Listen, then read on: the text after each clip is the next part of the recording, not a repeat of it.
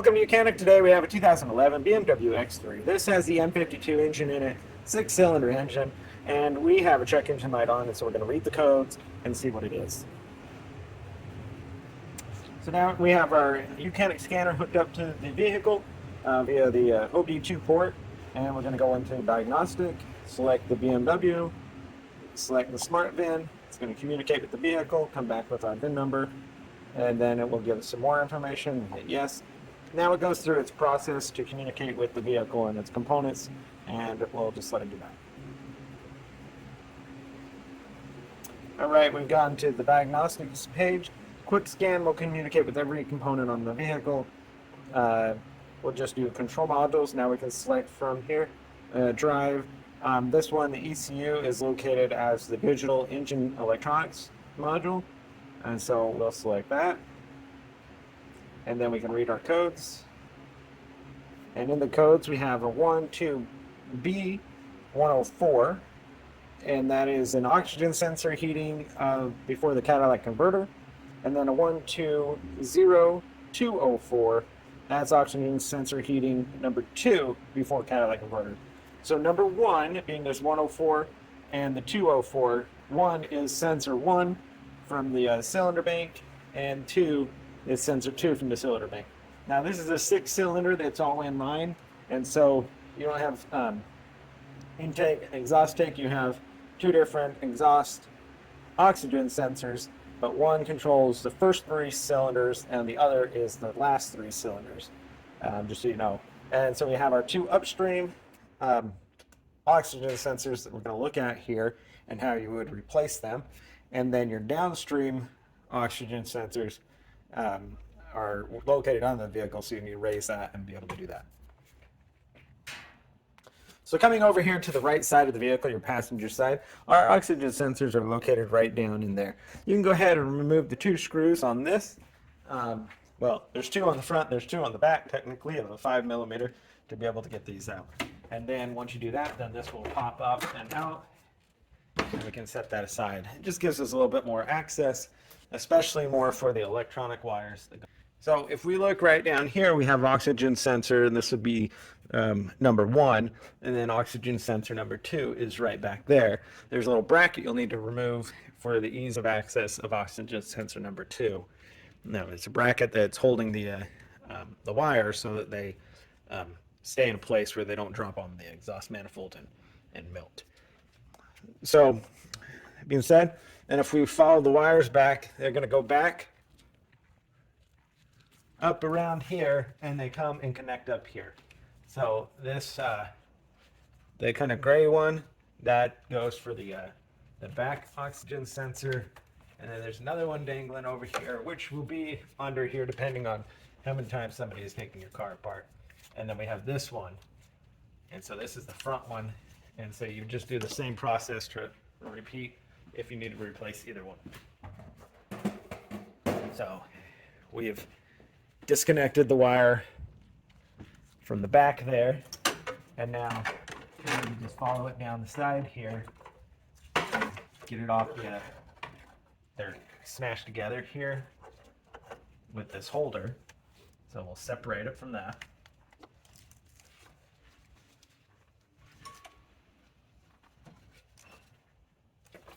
Same thing with this one.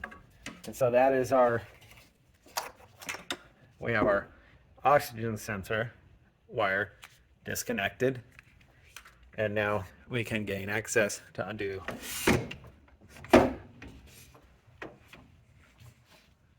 the actual oxygen sensor. So we have this style of oxygen sensor socket. They've got the offside ones or whatnot, but this is a 22/7/8 millimeter, well, 22mm/7/8 socket that you use for it. And with the, you can get into it like that, and now just get a wrench on here to be able to break it through. Oxygen sensors can be a pretty good pain to get on.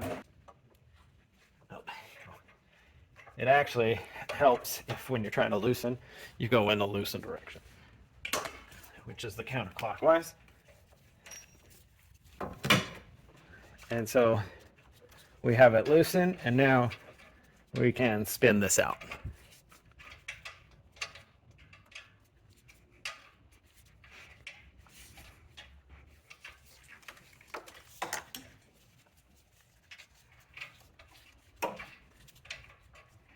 And so you just remove oxygen sensor like that and be able to get your new one, get it ready for replacement, and we'll go over that process.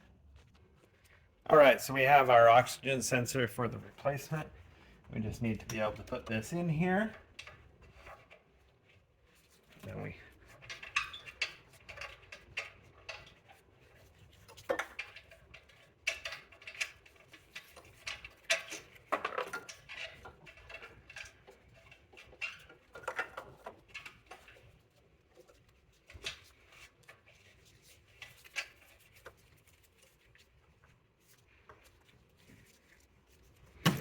Right, and now taking your socket here, just snugging it down, tightening it in there. There we go. It's all tight. And now, being able to run the wire back into the clips that retain it so that it stays off of the exhaust line or the exhaust manifold.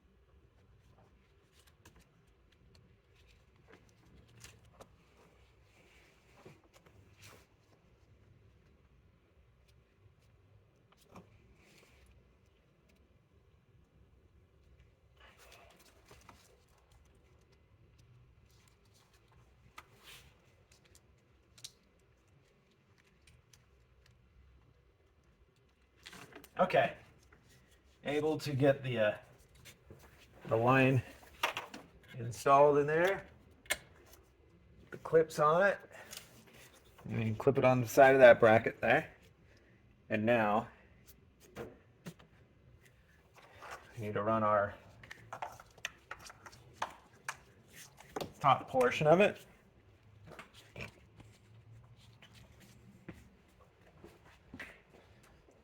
Back to the back here.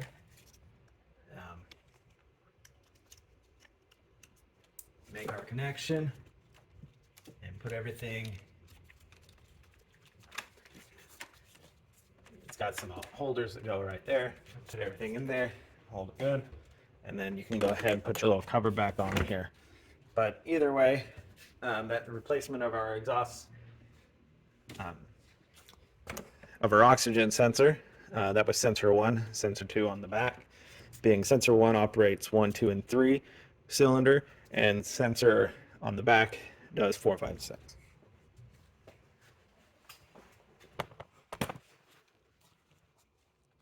All right, once done doing that, then we need to come back to our scanner, and then we want to clear the codes.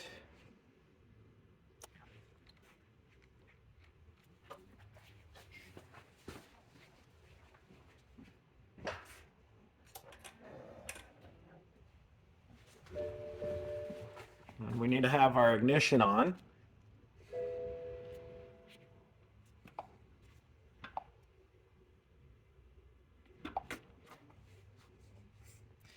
Anyway, you clear the codes out, having a malfunction here, but clear the codes out, be able to start and run your vehicle, and then, run it like you normally do.